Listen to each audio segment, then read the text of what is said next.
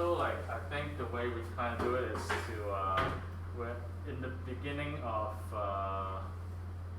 like, when you, in the beginning, you show your face on the screen, but then once you get into the slides, then maybe the second slide will be kind of full screen online.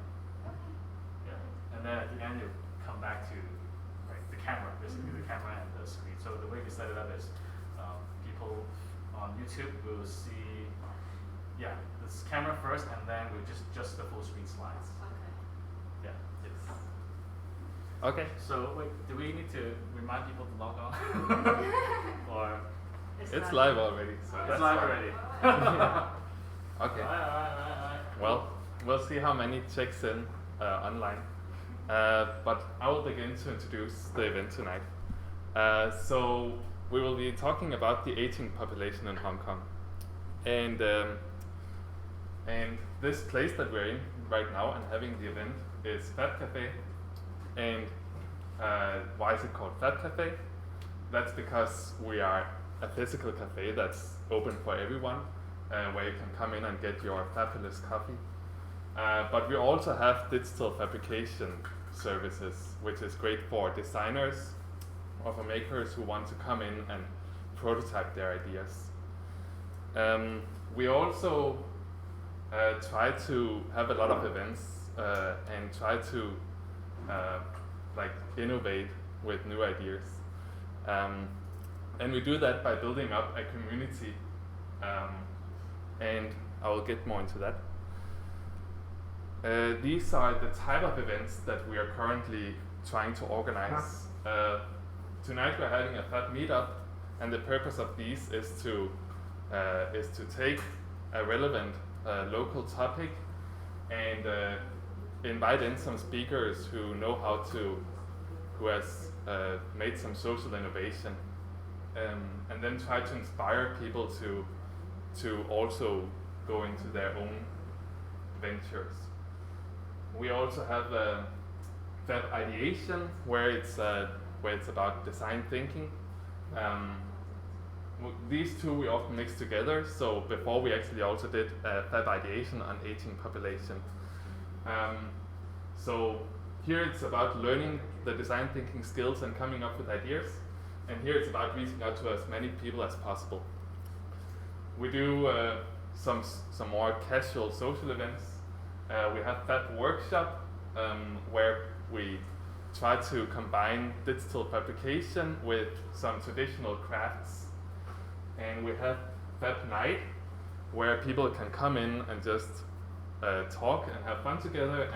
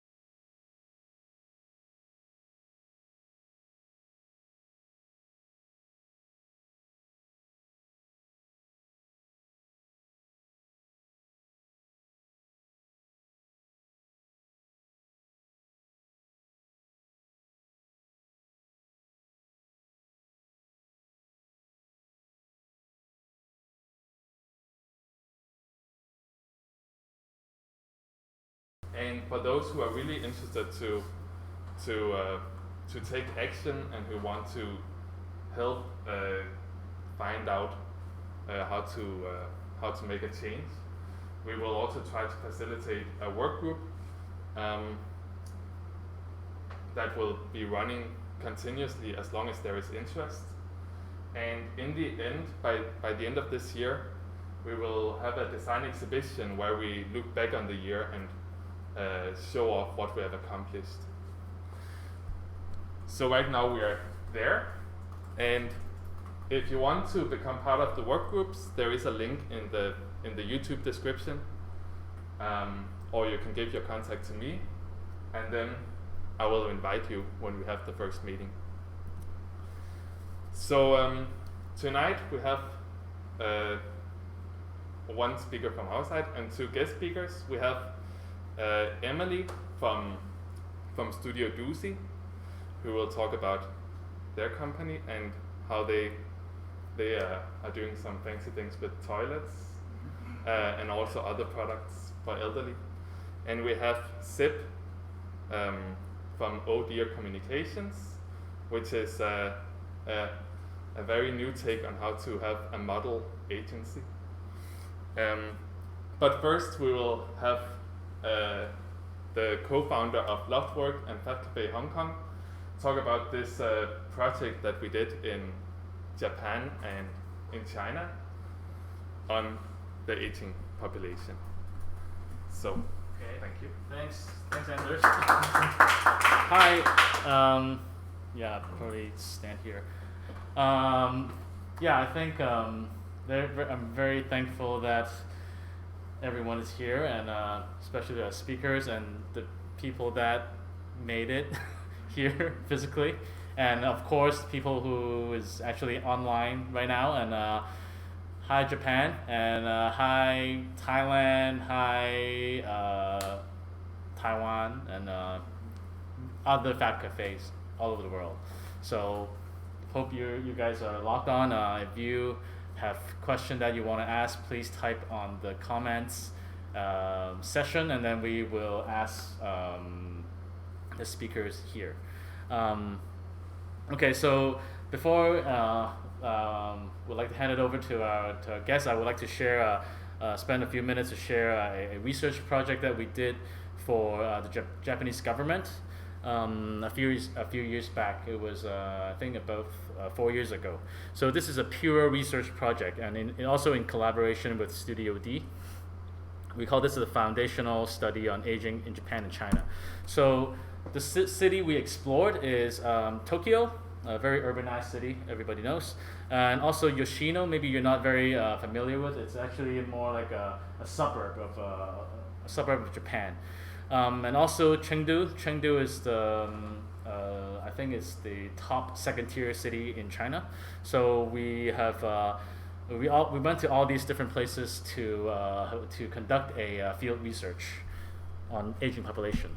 So what we did was we set up pop-up studios in the location, and basically we will design our interview. We will contact the locals, and then so we can have access to the local elderlies and really understand what they do every day and what the problems they're facing and how they want to improve life.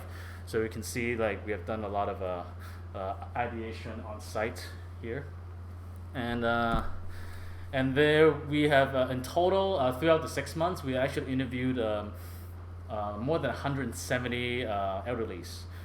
We have done like in-depth analysis and in-depth conversation with them, like kind of really getting to very, very personal feelings and thoughts. So we get into something really more about the quality, like kind of something more qualitative. We talked about like fear. We talked about we try to find out how they face death. These kind of very kind of emotional topics, and how they see relationships, their loved ones, especially how they feel at that age. 'Cause we all gonna grow, like, you know, all gonna grow old. So it's pretty. It's very inspiring to understand how they actually feel at that age, especially towards these like kind of everyday issues.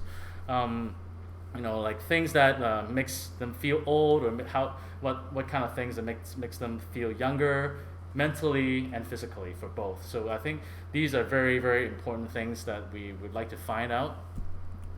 And also these are basically and just a few pages from the report. The report is almost 200 pages long, and so we looked into retirement models, compared, if a salary worker, basically you reach a retirement age, you just stop working, and then there's other other types of work that you kind of sort of fade away, like fade out after you reach the retirement age.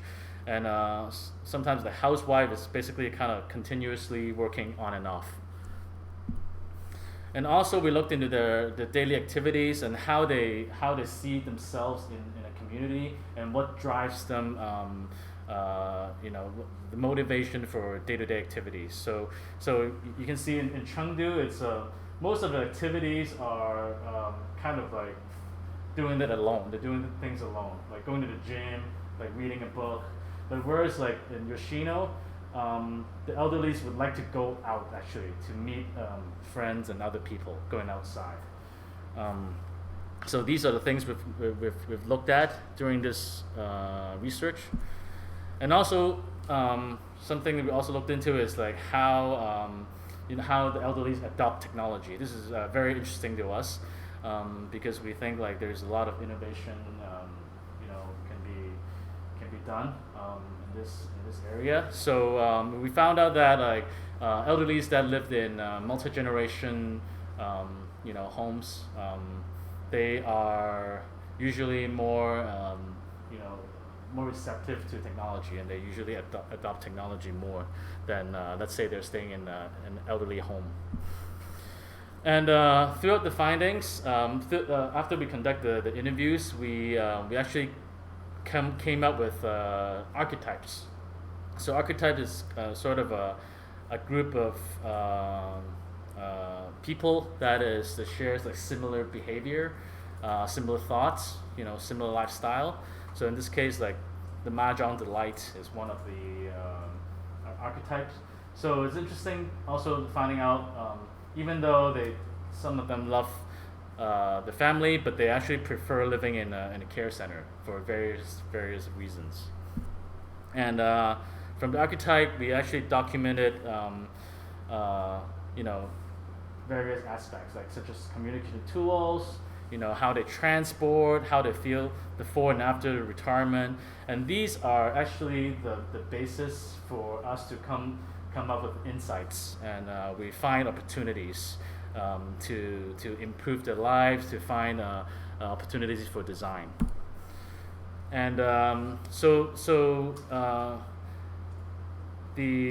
after the research, we also came back to like the pop-up studio, and we synthesize our ideas. We carry out ideation sessions to come up with really looking at the possible action plans. We find opportunities, right? We find insights. For instance, like these are after the research, after the synthesis, we came up with these ideas basically. So, for instance, let's say this is the serendipitous street life. This is an opportunity. So because many public spaces are not really optimized for elderly, so there's an opportunity to design public spaces to encourage serendipitous connections. So these are all the findings from our research. It's not just like coming out from us, our very own biased ideas. Also broadening the horizon is a lot of the elderlies, they have mobility problems. Just to like bring them very far away can already really help them mentally and psychologically. So these are the opportunities that we found. And as you may see, this research is not really about finding solutions yet. It's more about finding the problems, to be honest. And I think this is a very effective process. In Loftwork, we have a very wide range of innovative projects, but they all share one thing that's very similar. That is, we would like to. Usually, when we start a project, we will conduct research, but then the research is both quantitative data analysis and also qualitative information combined together. So we believe, I think this kind of research methodology is It's very effective. It's extremely, extremely important for any kinds of innovative projects. So that's about it. That's what I want to share today. Thanks a lot, and I'll pass on to our guest speaker, Emily. Can I say a few words? Oh, yeah. Anders would like to say a few words. Because like the aging population as a theme is very, very broad, and there's of course a lot of things that you can look into, and not all elderly share the same problems. There's many different phases, and I think that this research report, which is, if you search for it, you can find it for free online, deep dives into many of the themes that are relevant to the experience of growing old. But now we will get to the innovation part, and our first guest speaker can definitely introduce themselves better than I could, but we will hear from Emily now. Thank you. Is it best to? Okay, so good evening, everyone. First of all, thank you for even being able to come here to this talk. And if anyone's tuning in, thank you as well for tuning in. And thank you, Loftwork team, for inviting us, Studio Doozy, to come and share a little bit about what we do and sort of our work. But before introducing exactly what we do, I do want to introduce a few people that has really inspired and motivated us to start or keep doing what we're doing at the moment. So first of all, this is Ping Pao. So she is a woman from Thailand. She's been in Hong Kong for over 30 years now. And she can speak a little bit of Cantonese, not bad, she can communicate with us. But something that anyone who even first meets her would know that she loves to smile. And as you can see, her smile is beautiful. And something she always tells us is, in Thailand, the culture is, the more you smile, the better life is. They believe that by smiling, it can cure a lot of things. The same token, kindness can also cure a lot of things. So there's something we learn from her specifically, because she always tells us to keep smiling. This is La Zhe, and Zhe in Cantonese actually means elder sister. So why do we call her elder sisters? Because don't let the smile fool you, because she's an amazingly strong woman. What she does is, she's been a women's advocate for many years already. And on top of that, at this moment, she's also fighting for the rights of single elderlies with low income in Hong Kong. So not only is she fighting for her own rights, but she's fighting for her friends, and she's fighting for the community as well. This is Champa, and we've been to watch movies with him, we've been to the cinema with him, and we've even been a cheerleader together for some marathon runners in a marathon called Run Our City. And he is always wearing the suit. I'm sure he has a few, but he's always dressing very nicely. And other than that, either is this or his soccer or football jersey. And what's amazing about him is he found his passion at 60 years old. And what that passion is basically drawing. He realized that he's really good at drawing. And since then, now for 20 years, no matter if it's raining, if there's typhoon, as long as the library is open next to his home, he would go there every single day and draw from day to night. And every time we see him, he has a pile of drawing that he gives out to people, and it's beautiful. I can show you a little bit later. So these people that I've introduced to you, they're only 3 out of many elderlies that we've met over the past 2 years since volunteering with an organization called Happy Grannies. And what these elderlies, they suffer from a lot of things. They all have the same problem, which is aging. And as Harvey had very nicely put together, a lot of the time, mobility is a big problem, because once they start degrading in mobility, they start losing a lot of confidence in terms of going outdoors and doing what they love to do. At the same time, though, what we really appreciate and we really enjoy listening to the story is because although they do complain about their mobility problems or confidence problems, they still manage to get out of bed and make themselves feel positive, make themselves keep doing what they love to do. And this is one of the reasons that really inspired John and I to do what we're doing at the moment. We want to be able to see what we can do in order to enjoy and see more people like this, and to learn about their lives, and to see how we can enrich people's lives as well with our skills. So just to talk a little bit about Studio Doozy, we do have 3 lines of work. And our first line of work is, and actually how we started is as a design consultancy. But as we talked about just now, we really want to focus on healthcare and lifestyle. So all the entities and organizations that we're working with at the moment do focus on that and has the same mission. As an example, so these are some pictures from recently some user engagement workshops that we've been organizing. And this is actually a joint project with Jockey Club Institute of Social Innovations, PolyU, and also Lady Macleod Elderly Center in Hong Kong, where Studio Doozy is actually designing a digital platform to encourage active aging. And I know, as you know, a lot of us probably think, oh, how do they know how to use a smartphone? But surprisingly, a lot of the elderlies that are in these elderly centers, they actually are really sufficient with their iPhone. They're probably better than I am. But at the same time, a lot of things, although we're using the same phone, a lot of things for them are very different. The way they see things, the way they navigate through the pages, and it is through these user experience workshops, we really get to understand how they use the phone or how we can improve and better improve their experience through using our platform. And obviously making sure that they can have an active aging through joining activities that are organized by the center. And the second line of work that Studio Doozy does, which is also very dear to us, is actually our own product line. Through doing a lot of volunteering with elderlies, we see that there are obviously very healthy elderlies, but there are also elderlies that are less healthy. And what we ultimately wanted to do was to create all-inclusive products so that everyone at home can enjoy and be safe when they're using these products. And because we are a product design studio, that's sort of our main aim as well. So through our research, we found out that 1/4 of the elderlies in Hong Kong, they actually suffer from a fall every year. And the problem is 59% of elderly deaths are indirectly or directly due to falls. So that's actually a huge number. And what are the consequences is that this is only ever going to get worse because once you've fallen, you'll never 100% recover. Which means that it's a physical and a mental degradation as time goes by. So this is also why we wanted to see, okay, what can we do in this situation, especially for home, because that's actually something that would stop elderlies from aging better and making sure that they can keep doing what they want to do, because if they fall, that's a problem. And so we also realized bathroom is one of the top 2 falling hotspots. So we started looking into the bathroom space.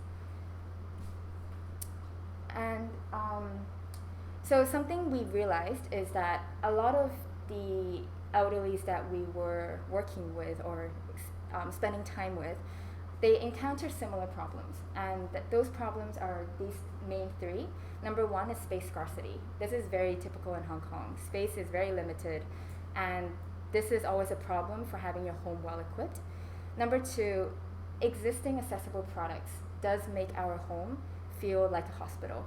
It provides a very negative connotation, and a lot of the times we've realized that they don't want to use these products. For them, unless they've fallen or they've almost experienced a fall, they don't want to implement these products because it doesn't make them feel good.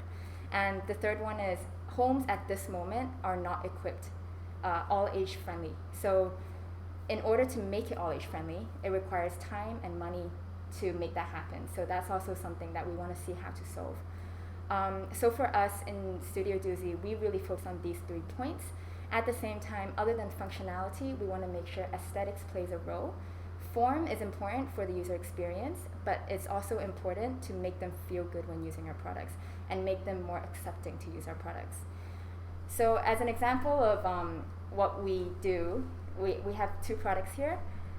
One of them is actually a shower chair. This is a very simple product, but it's something we've realized. A lot of the aging population, as they age, they start finding their flexibility a bit more difficult. So they can't actually clean certain areas that they want to clean, which means that hygiene is a problem. And the second thing is, example, my grandfather, who has Parkinson's disease, he starts needing assistance to shower for him. And obviously for us, showering is a very intimate and private session, and to have someone assisting you is actually a hit to your dignity. So we really wanted to see how can we empower them to be independent again in this space. So what this shower chair does, first of all, is very easy to install at home, so no renovation is required. At the same time, it does have jets in inaccessible areas so that they can clean those parts that they cannot access, which also allows them to be more independent in this space. So for us, what was really interesting about this product is at the beginning, it was targeted for elderlies. But later, because what we do is we also volunteer for a organization called Salability, where we work with children with autism. And it is with them, an occupational therapist who's also a volunteer there told us, hey, this is actually very useful for them too, because for some children, what they do is they hold the shower head like this, and that's all they do. They don't move it. And then so what happens is they're not cleaning anywhere else. So if you have something like this that can empower them to clean, it can help alleviate the family member's burden, but also allow them to clean better.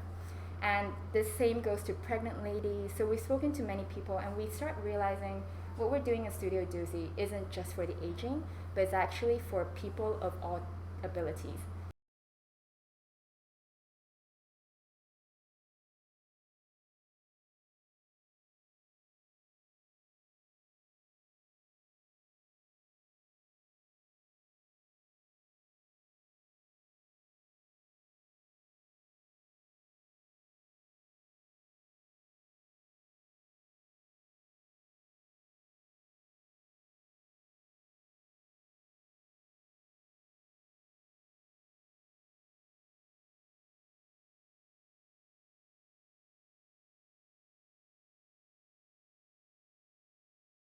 Is very helpful for people who requires assistance for standing and sitting.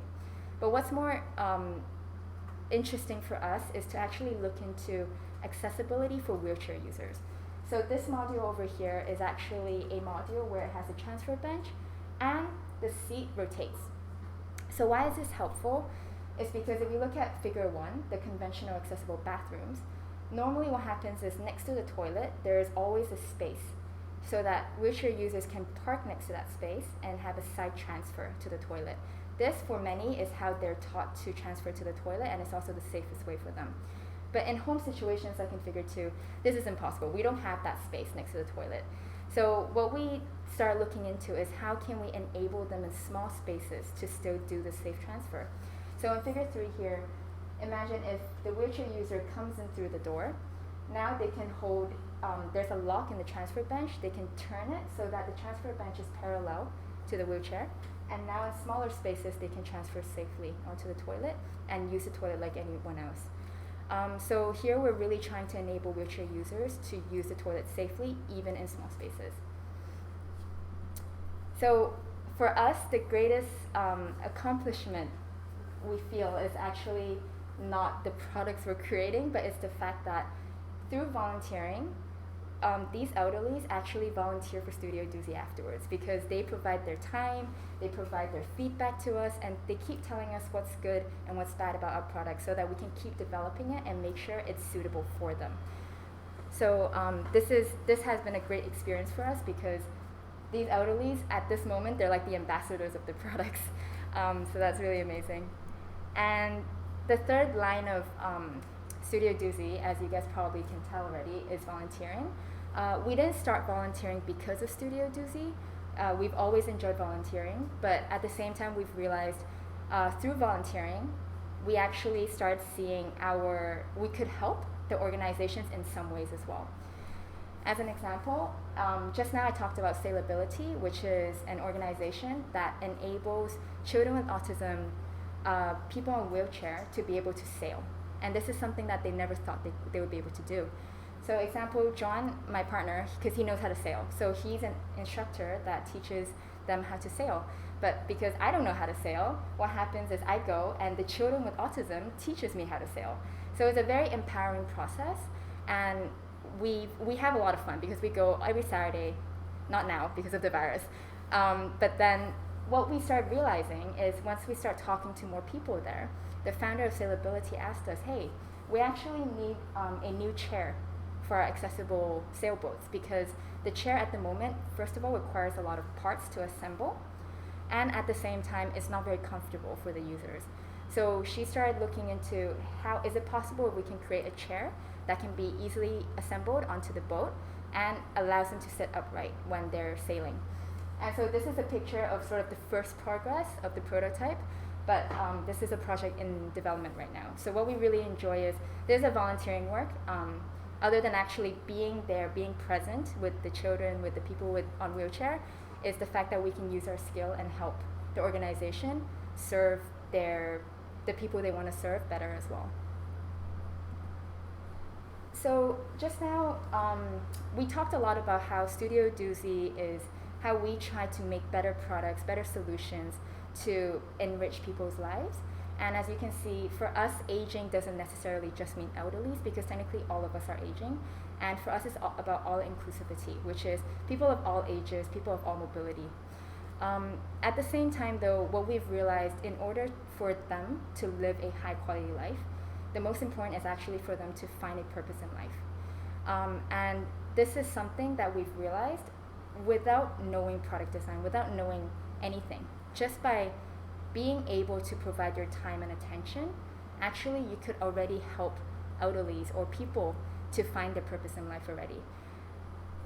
So for example, for Happy Grannies, we really just spend our time, go with them to Ocean Park, to the market, to cheerleading, and they have a lot of fun.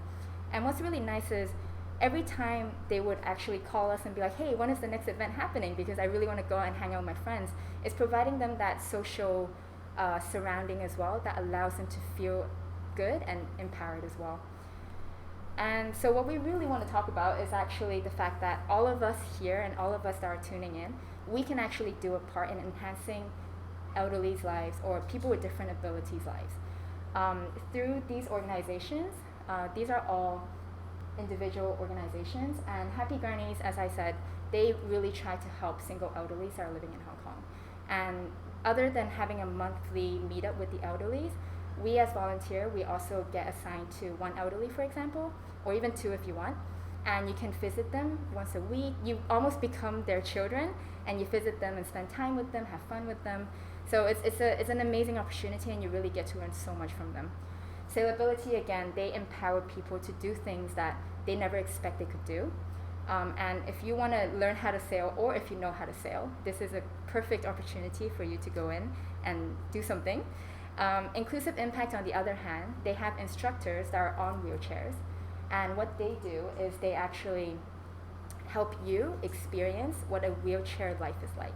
And you start realizing that we create a lot of barriers for them in their daily lives, and how we could potentially, through our knowledge, change the way they live as well. So these are all amazing organizations, and if you have the time, if you choose to provide that time, you could also make a change in enhancing their lives and making their lives better. Thank you very much. And just in case you want to see his drawings, these are his drawings. It's amazing. So he actually goes, so there's Tamba. He goes to the library, he takes a historical book, and then he copies.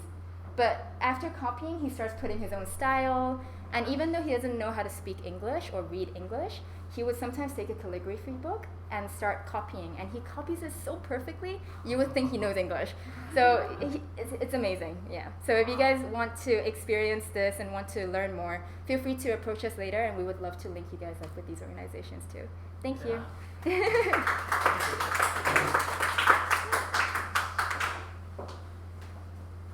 Thank you.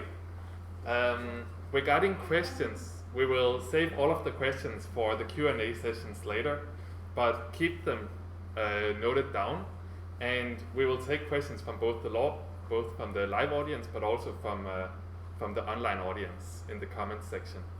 So let's move on to the next speaker, Zip from Oh Dear Communications. So first of all, thank you very much, FabCafe, to having us tonight. I think for Hong Kong or for the whole world is a very special moment that we can stop and think about how our society should be like.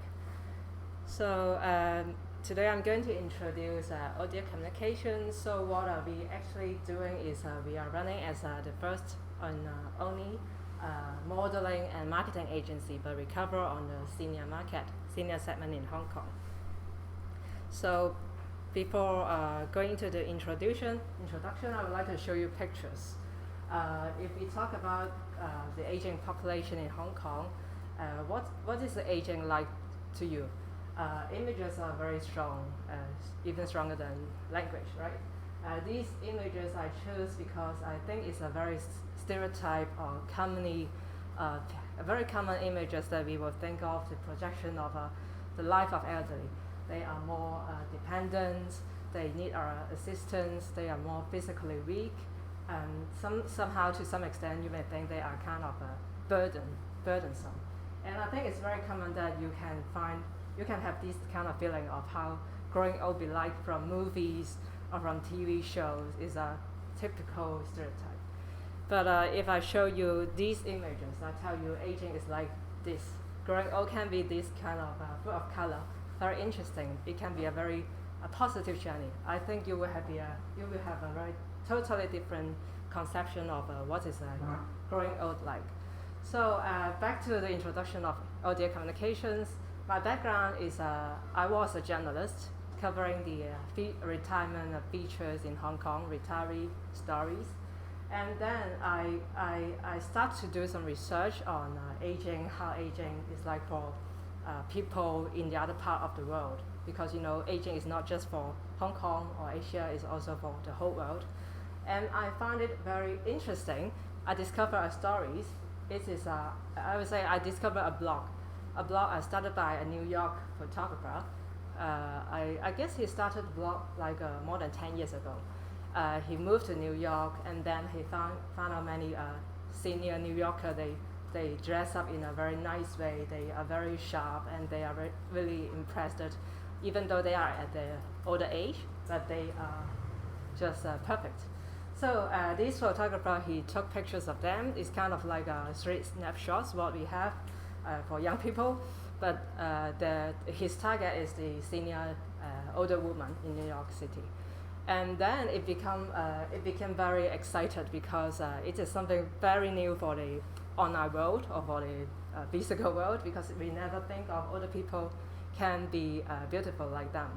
And interesting is throughout the last 10 years, throughout the last decade, it's just become beyond the blog, I would say, because many people, they find out that they love to see images like this, and it become very viral, it become very popular, and then it come to influence the brands, the advertisers, how they do advertising, how they do fashion magazines. They find these senior faces, these senior people, to be the cover for Vogue magazine or for the Paris fashion show. It is something never happened for the fashion industry. And then it became a trend, and a very long trend, because till now we still see these icons, senior icons, they are very active. And at the very beginning, it's about the the appearance, because they found out these old folks can be very cool, right? They dress up. But then they dig into the stories behind. Who are they? What do they do? And like Nick Wooster, he is a fashion editor. And Iris Ethel, she is an interior designer. And then they found out these old folks they are full of talents. And they have very strong, powerful talents and very strong values, stories behind them. And they also have a very strong followers. They have hundreds of thousands, millions followers on IG. So the brands, they started to come to invite them to do some crossover. They have collaboration crossover. They invite them to take part in the advertising marketing campaigns. I think it's a very amazing change for the whole world. And that's where Oh Dear starts. Because at the other part of the world, we see something very excited happening. And these all inspire me that can we bring the concept of silver-aged models into Hong Kong, to Hong Kong. This is another example from Japan. They actually is called like Bon and Pon. They are indeed an ordinary couple I'm not sure, maybe Tokyo. And then they start taking pictures of themselves, dressing up, going to museum, like a very normal life indeed, but they are retired, they enjoy life, and they take pictures and put on IG. but they become very viral. And again, like Iris and Lake Worcester, they have many commercial invitations. They work with some kind of airline or some kind of commercial collaboration. So this is where we started because I think like Europe or like the States, in Hong Kong we are facing aging population. When we talk about aging, most likely we will think about medical, healthcare, or even hospital, right? but then, like what Happy and Emily, right? Emily said that aging has many different aspects because we grow up to like 100 or 120 year old. So after retire, you have many things you can do, right? Not just go to visit doctors. You can also to travel around the world and enjoy your second chapter of your life. So this inspired me to form Audio Communications. We want to adopt the model, I mean the concept of silver model, and bring back to Hong Kong. But we also add value to it. We make it a social enterprise. We have a social mission that we want to run this business at the same time that we can incorporate the value of active aging. Like look at these people, they are just ordinary people, but they started modeling just at the age of 60 or 90 something. They can do it because they have a drive they have an incentive to look for a better life. So you can do it too. So, but at the same time, what we do is a bit different from what's happening in Europe, because like what I just shared, in Europe there are many Paris or Milan or London fashion shows. For the senior model agencies, there are, I guess there are 2 to 3 agencies that only hire the seniors in Europe. They just opened between like 2015 or 2018, just these few years, in London, in Germany, in Moscow. But the scenario there is more like they focus in the fashion industry. But then we adopt the model and come to Hong Kong is quite different. So what we are doing is we mostly work for the advertising. So we hire the seniors to become our freelance models. It's just like another model agency, but just that our models is a bit older. So the baseline is 50-year-old. And the eldest one is Alice. She is 96. But for the majority, I mean for the team, mostly they are between like 50 to 70. So more like a younger part. So what they do is they take the advertising jobs. Shooting is for video or photo shoot or TV commercials, and they do freelance for us, and then they get paid. And the output is the advertisement. So what they do, they can be seen on the TV shows, on the outdoor billboard, on the MTR panel. So I guess it's a very special journey for us, for me, and for the models, and also for the friends, because all of our models, they haven't been a model at the first chapter of their life. Some of them, they are housewives, they're teachers, they're civil servants, I mean from different industries. But then they tried modeling at a very old age, a rather old age, and then it became a very excited journey for them. Like Emily said, they just keep asking me, when is the next shooting? When is the next casting? They want to try because it's something very excited and interesting for them. And during the shooting process, we observed that because the advertising industry is a very young industry. I guess the average age is like 20 or 20 something. So whenever they go to shooting, they chit chat with the makeup artist or the stylist or the cameraman or director. All those of them, they can become their grandson. I mean, the similar age of their grandson. So they find it very interesting that to communicate with these young people, but not as a senior family members, but as a fellow or a working partner. So I guess it's a kind of a bonus. So for now, we have been running for 4 years. We have taken up to like 200 advertising campaigns in Hong Kong and Singapore as well. So you may wonder what kind of advertiser they need to look for senior talents.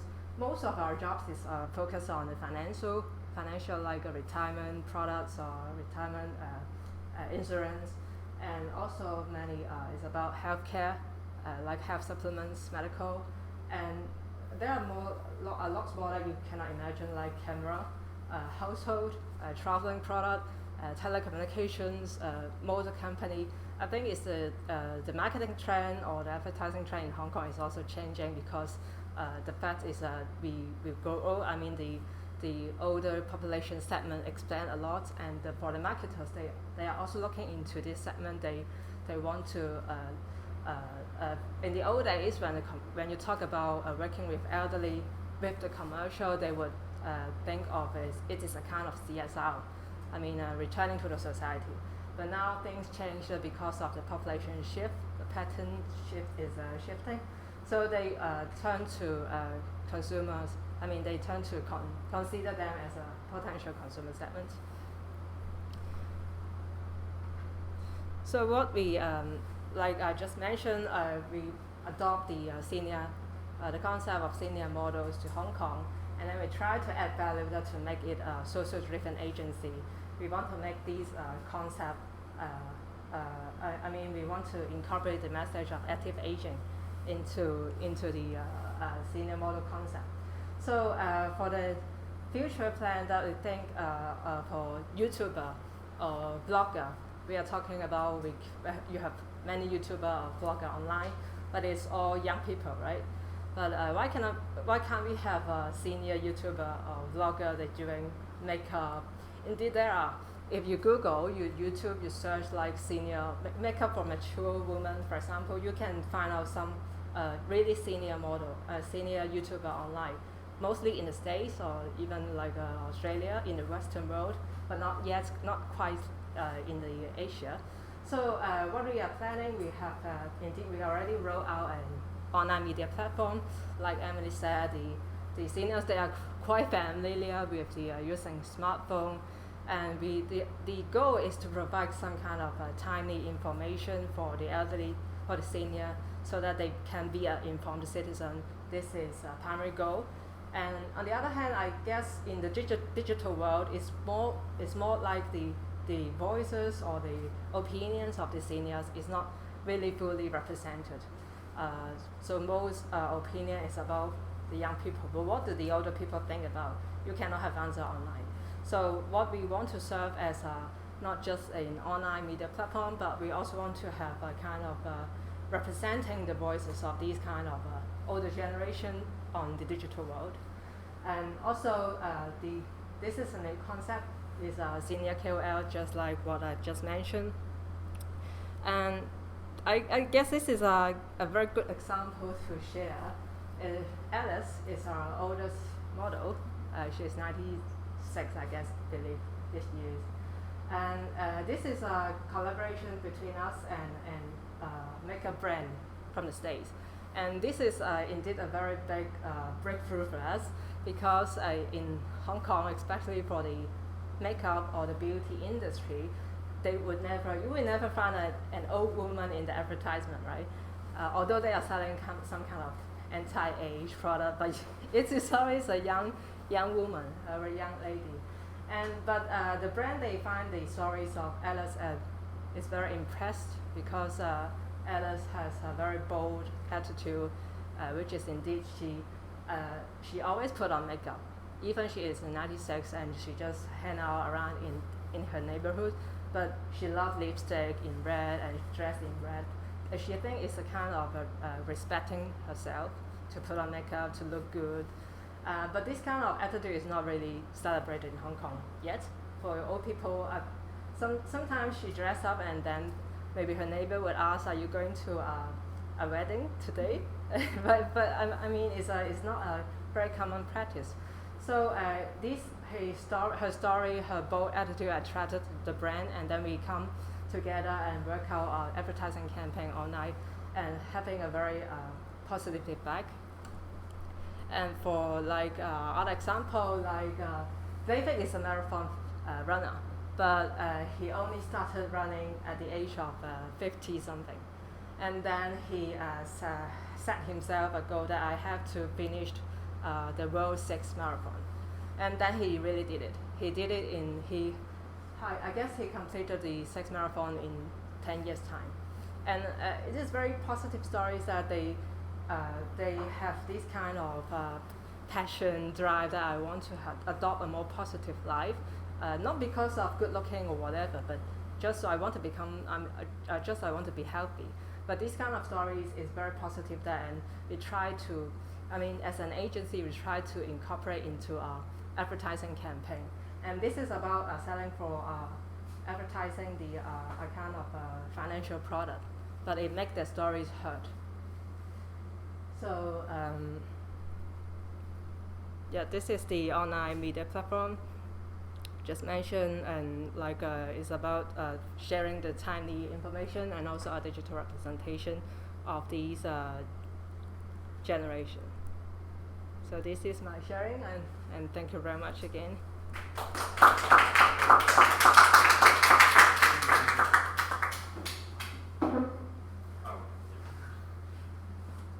Okay, thank you. That was 2 very nice presentations.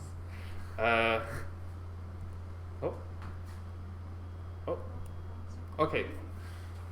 Huh? Ran out of battery. Oh, is it? But it's still running here. It's okay. Yeah. Okay. Well, this is the Q&A session, so we don't need the slides anymore. Yeah, I would like to have Harvey come up and be the person to I'll lead. ask the questions on. Oh, it's still on. Okay. Yeah. And if I can have Emily and Zip come up here to help us answer all of the questions that we have, that would be nice. Okay. Thank you. First of all, are there any questions from maybe from the live audience first? I Please. just wanted to ask Zip, because nobody really targets the elderly market because they don't see a value as high spenders like the millennial market or something like that. Do you have any challenges with having to market models to brands? I did some research before I started the company, and it's surprising me that they are the demand is getting bigger and bigger. It's interesting that maybe back to 2012 or 2013, if the advertisement they need older people, they will find a young talent, and then they make him look old. And it's very weird, so strange. I guess it's more or less related to the stereotype image of they don't want to have young people in the advertisement. But then things changed, and there are indeed getting more and more demand, from the health supplements, or like what I just mentioned, the banking advertiser. They are really advertising to this segment, so the demand grows, and then they are indeed very difficult. It's a hurdle for the advertiser or for the production house if they need to find some such talents because it doesn't exist. So what we serve is kind of like respond to the untapped market demand.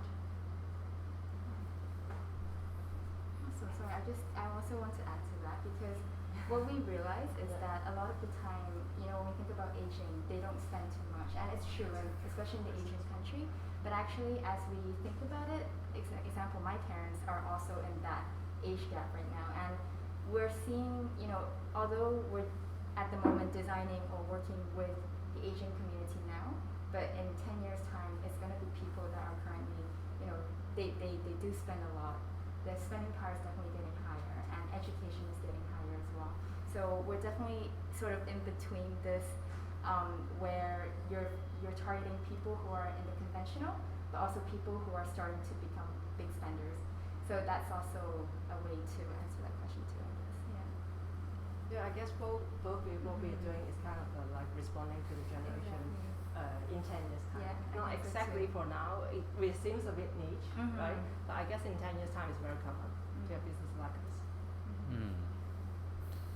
Cool. So, since you guys work with Elderlies very closely, I wonder, you discover any like kind of unique qualities about like Hong Kong elderlies compared to other places, or something about them in Hong Kong that is very like kind of strikes you as very different, or like it's something that blows your mind and out of your expectation, sort of like because you guys work with a lot of I elderly. think it's a very interesting question because we just launched our online media platform earlier this year, but we spent more than a year to plan, and then we try to look into what these people they want or they like and they want to pursue. And we take reference from Taiwan, not really Japan, because I think there's still a very big cultural gap. We think Taiwan is much closer to Hong Kong, but then we still think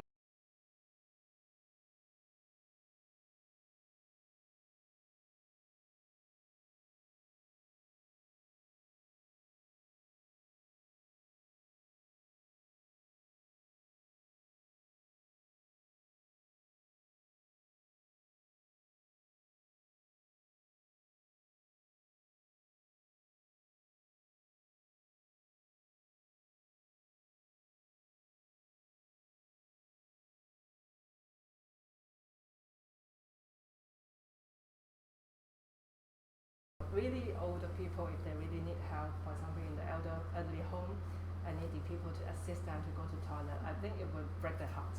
Because it's kind of the self-esteem is very strong. I see. Yeah, and on top of that, so just example, even trying to implement products for them at home, the existing accessible equipments, is so difficult to encourage them to do that because again, their self-esteem is so high. It's like, I don't need this now. I'm fine. They keep saying I'm fine. It's fine. So it's just like, how do you? It's very difficult because you don't know how to change that mindset either.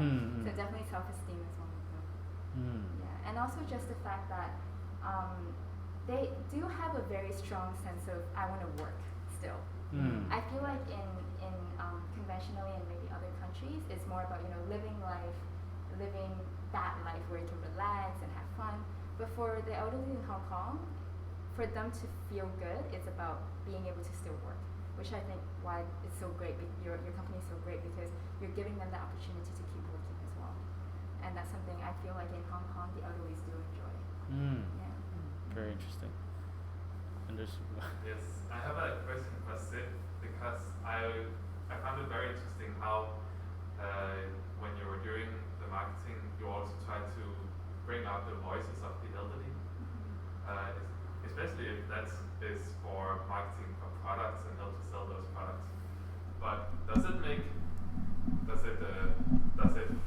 increase sales, or does it like help to? Does it make marketing better that it's coming from the elderly's own opinion, or in what way? It is for the cases if the products or service is designed for the elderly. I mean, I guess it's getting more diverse. Like at the old time, we are talking about healthcare or wheelchair, some typical elderly product. But now the market's really changed. That like now we have 1/3 of population is 50-year-old above, and they are having a very strong consumption power. So the motor company, the telecom company, the makeup brand, it's kind of some industry that you never thought of to relate to aging population, but they started looking into it. So old as you to be more convincing. I see. I have a question for Zip. So you mentioned that for a lot of the models that you have, they probably have never modeled before in the first half of their life. So where do you recruit them, and how do you convince them? Especially non-Asians, they're quite conservative and they don't like to be. No, not really. That's what I where do think. you find them? That's what I think at the very beginning, and then I'm quite frustrated.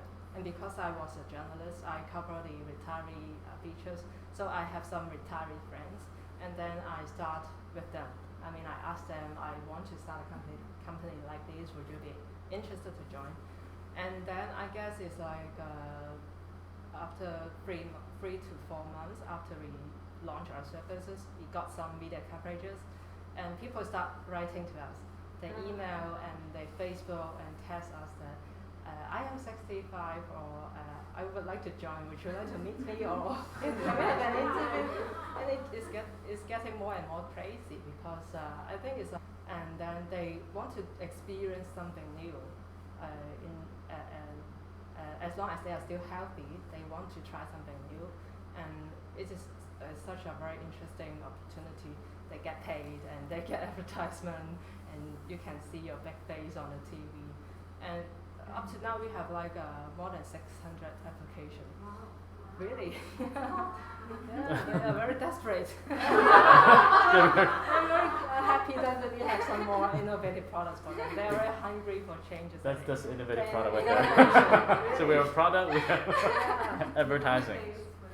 Maybe talk a little bit about the kind of the startup, like the ecosystem, maybe startup ecosystem in Hong Kong, especially in the aging population related design, and like how, what kind of support do you guys need, like from the private or corporations or government? Like what do you think it could help you guys? So I think in terms of that, actually we're in a very interesting position because our company, we do focus on hardware products that's related to healthcare and lifestyle, but we also have design.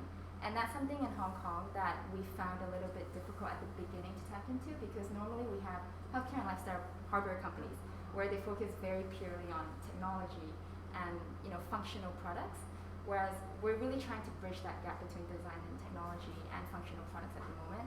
And so for us, it was an interesting opportunity as well, just because what we started realizing is, we have, example, interior designers who are starting to find clients that are at the older age, who are spending more, who are willing to make their homes look really good.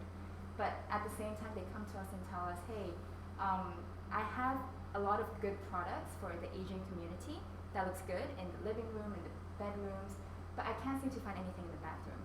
And so this is where it becomes a very good opportunity for us as well, because we realize it's true, like the bathroom space is something that not a lot of people are looking into. And so now we're definitely seeing a gap between sort of design and accessible products. And in terms of sort of the resources and everything, Hong Kong is a great place to find resources because we do have a lot of example design fundings and startup funding. So we're sort of in both worlds where we get to see how we can get a little bit more funding just to help us make better products because it does require a lot of investment, what we're doing at the moment. And it's also very nice because we get to know the people who are purely tech and we also get to know the design road. So through this, what we're also doing is we realize we can connect more people together and create even better products. Even if it's not bathroom products, it could be any other products too. Yeah, so that's where that question was very interesting. How about support from like kind of private like corporations like CSR or something? Are they interested in helping you guys, not just from a pure profit point of view? Like are they willing to support this kind of social innovation? So I think for us at the moment we have been very lucky. We've met a lot of independent sort of corporates and things like that, but sometimes it is a bit difficult, especially big corporates, because for them having a product that isn't exactly certified yet, because currently everything is still in development, could potentially have a risk there. So that's why. But what's really great is what they could potentially help us with is provide us with a space. So example, if they have elderly homes or if they have hospitals, they can provide us with a space where we can implement these products and have testing and trials, given that there is someone there.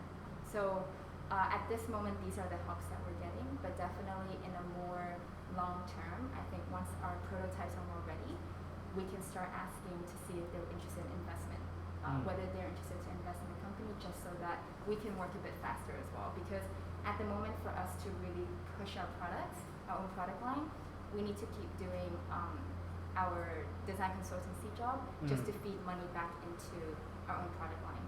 And this, as you know, it takes a lot of time just doing other projects.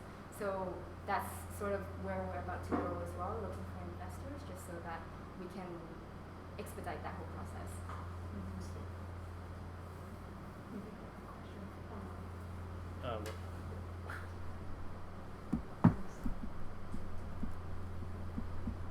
online? Which one? How about can you read it out loud, perhaps? So we got questions online and asking both Emily and Zip. So how do you think is Hong Kong government is contributing on Asian population? Oh, big question. Other countries, other cities want to know.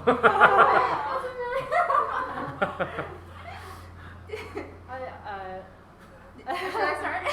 Yeah, I guess most recently we talked about the INT fund, the Information and Technology Fund. It's 10 billion, right? That was 0.1 billion.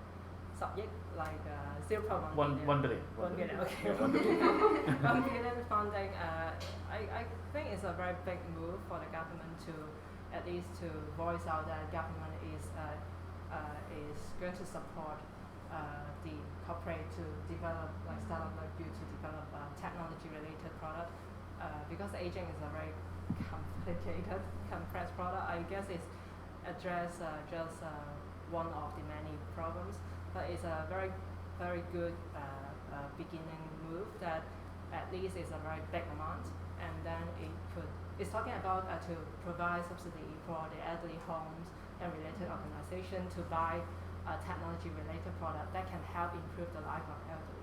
So that's what the funding background is, and it's very I guess it's good news for all of us, for the technology and also for the elderly home operator, and at least it inspired the operator to try something new, operator or even maybe the private market for the next step.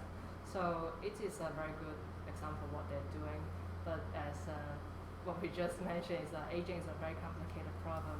We're talking about healthcare, how the quality of life for not just 1 year, 2 years, but decades. So it's not easy to make an judgment. Yeah, I think definitely the ITF fund they've been injecting a lot of money in there to help startups. So that's great as well. And just to give specific examples as well, other specific examples. Example for Studio Doozy, we are funded by so we're funded by Design Incubation Program, which is also a program that's funded by the government. For example, that provides us with office space, with money, and also example PolyU, a university funding, which again I guess the money is also from the government. That's helping at the beginning for us, just to help us kickstart the company.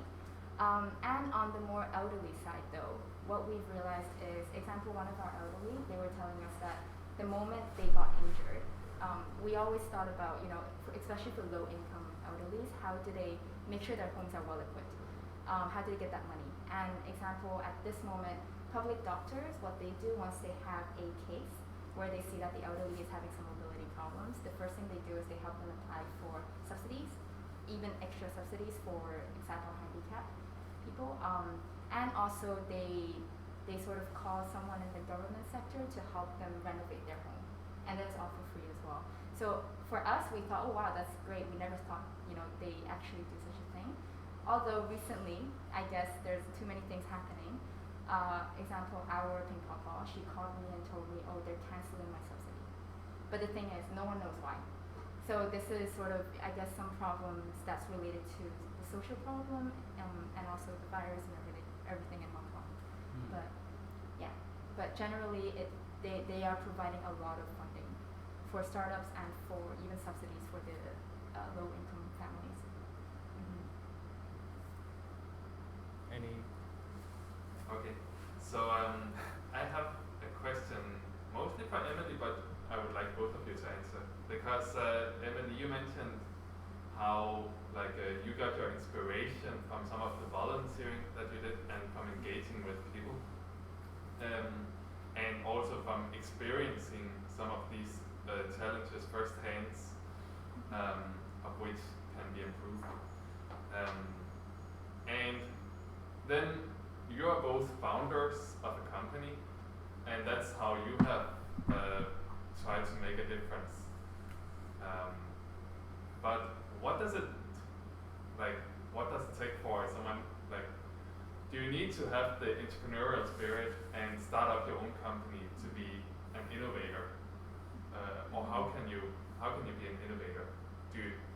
What are the opportunities? So So I think for me and my partner as well, I don't think we ever thought of ourselves as innovators per se.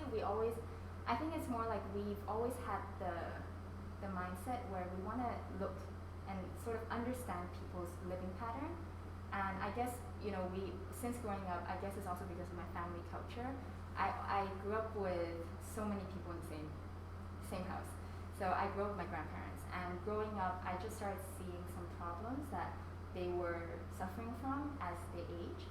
And I think that also allowed me to become a more observant person, and because they were related to me, that developed empathy as well. And it is through this, it's just and I start realizing, okay, I see something I can change, I have an idea for it, but I didn't know how to execute it. And that's actually why I studied product design, to learn how to execute that. But this is also why I think you don't actually have to have like an entrepreneurial mindset at all. We actually just started off as, the idea of empathy, the idea of observation.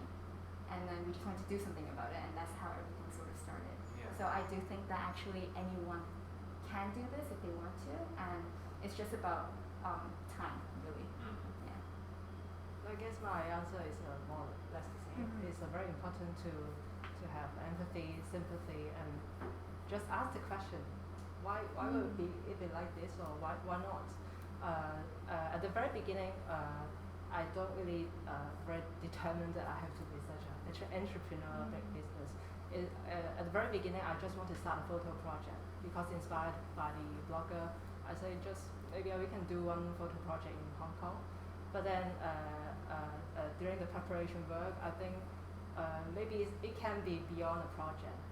Maybe make a company to run it like a model agency, see how it works, see how it goes. So that's how we come to the fourth year. Yeah, thank you. So when you work with a lot of elderlies all the time, and I wonder like when they volunteer to work with you, what are they actually looking for? Like are they, like just want to help, or they want to spend time with friends? I mean, just as a what do you think they're looking for when you're working with them? So for us, I think normally for them, what we always hear from them is actually the fact that they're so happy. There's young people that's really trying to do something to make their lives a bit better or a bit easier. And so for them, I think it comes from a little bit of appreciation, and just the fact that because we do spend a lot of time with them. I think right now we've developed almost a family there. And so for them, it's like, if you're my family, I'll help you out. Like, why not? I'm just using my time. I can do that too. But another thing that's important is during our user engagements, we normally try to not make it just a user engagement workshop where we try to understand whether our products are helpful for them. We also create it so that we make it more like a fun social event. So yes, they can come and they can talk to their friends.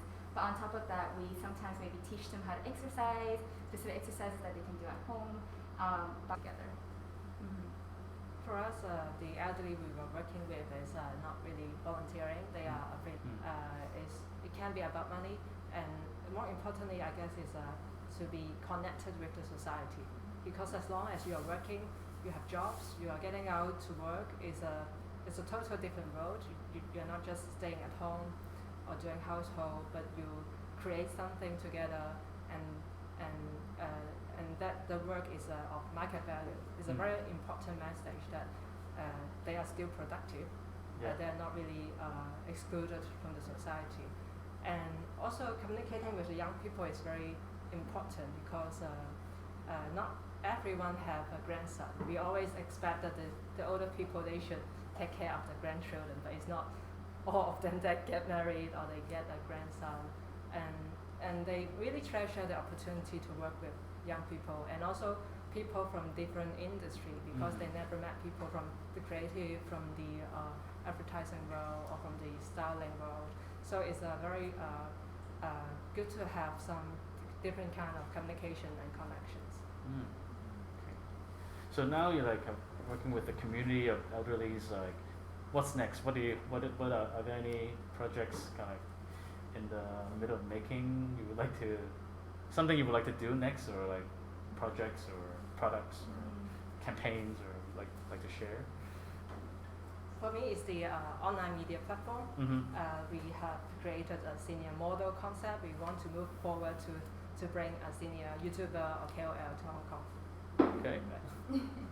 For us, really our aim is actually, because for our own product line, for example, right now we're focusing a lot on the toilet space, which is also why a lot of people start calling us toilet company, which is actually not the case.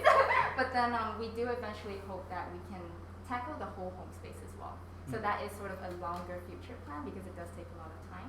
But in a more short term, we've actually been looking into our own distribution channel as well that brings in, you know, products from abroad that looks great, first of all, and works great as well, so that they can also implement at their homes and make them age better. And on top of that, we've been looking actually for elderlies as models. And for us, it's been difficult because I remember last time, before going to spend time with one of the papas, we were walking in Shamshui-Po and we saw a grandpa. He was so cool. He had the best fashion. He looks like a skater boy, but he had like long hair, white. He was wearing Vans. Everything about him looked really cool.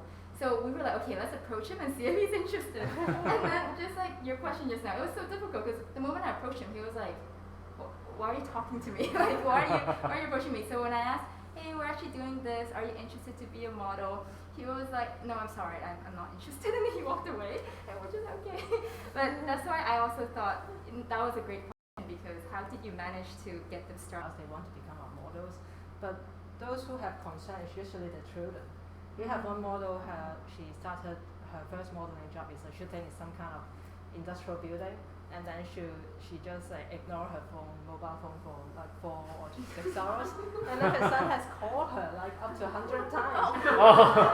And because of something that is not possible to have model agency to hire seniors. Sounds weird. They think you're a scam. Dodgy. Yeah, exactly. They think you're a scam, maybe. Yeah, but I guess things changed because we got some coverage and people know it is really happening in Hong Kong. It's really interesting. Okay, I have a last question, I guess. So, after working with like the elderlies, how does that like change your thought, your minds about aging or death even? Like, what's the epiphany? Like, I'm sure there's something very different. Like you learn from kids and you learn from older people. That's gonna has some really like impact on your view of life and death almost. I think for us, a lot of the time, I think it's very easy for us to feel very down and emotional due to maybe certain pressure from work, from friendship, from family.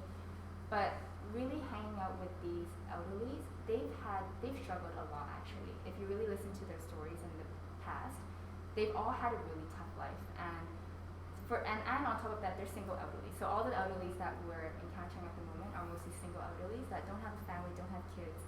And so for them, I think what we learned is how, like on the other hand, not us making them happier, but actually they make us and they teach us the lesson of happiness. Like how do we actually feel good with what we have already? And that's definitely for us something that we've learned from them. And just like appreciating every little thing in life a little bit more. That's definitely something we learned from them. Yeah. One of our model, he is a 66-year-old, and he's semi-retired, and he's super active. He is one of our models, and he take part in many NGOs, charity or volunteer work. He learned ukulele, dancing, so many different activities. And I just wonder why are you so active, or what's the story behind? And then after years we worked together, and then he told me that he has a cancer, is a very critical stage back in 10 years ago, and that before that he is a very busy businessman, just hang out, networking, and taking care of his business. But then the cancer really inspired him to enjoy life. It's very old-fashioned, but then it made him think that what is important for him. So that after that he recovered, and then he spent more time with family, and then he tried to think what he really wants to enjoy as his second chapter of life. I think it's very important. it is more rather a heavy part. And another thing that our models inspire me that it is very important to exercise because they are in very good shape and they look great even in the 60s or 70s. And the key is to exercise and stay active.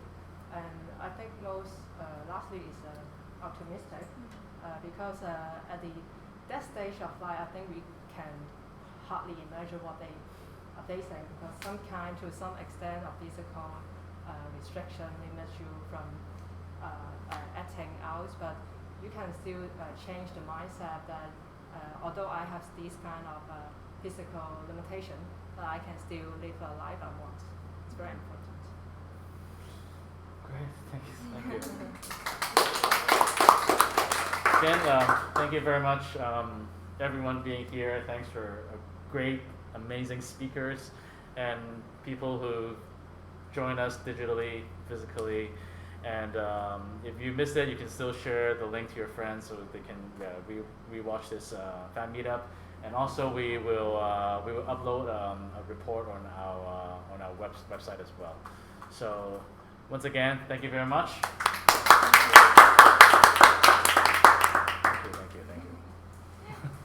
Thank you.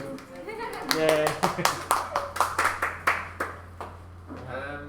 Can we have the slides, perhaps? Because What? I just want to remind everyone who are still here to we have a feedback form that we use to improve our events. That would be nice if you fill out, and also that is where you can sign up for the work group. So if you input your email there, I will send out an email and we will organize the first meeting where we can. Maybe it will be online, maybe it will be offline. It depends on how many people sign up. And then we will try to come up with even more ideas to support the elderly. Yes, thank you for tonight.